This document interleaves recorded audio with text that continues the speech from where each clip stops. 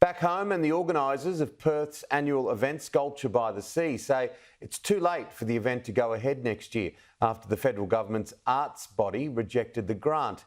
Anthony Albanese says it's unfortunate if the event doesn't go ahead, despite his last-minute effort to backtrack the decision.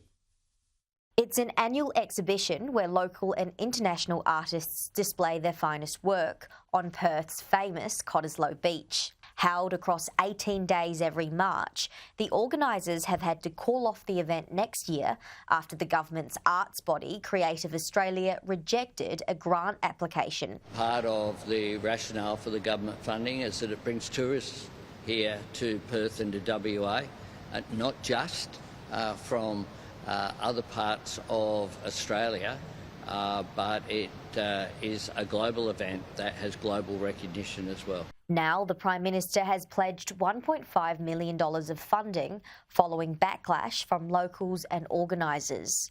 The funding will be available immediately, and I think it's unfortunate if it doesn't go ahead next year, but the funding will be available. Sculpture by the Sea attracts more than 200,000 visitors here on Cottesloe Beach every year. It's been around since 2005. But since Mr Albanese has been in government, he talks a big game when it comes to Western Australia.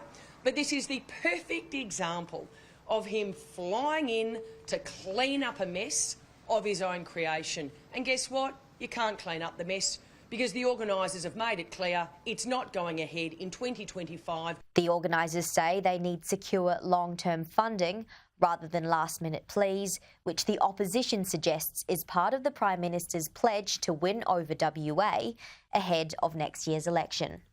Crystal Wu, Sky News, Perth.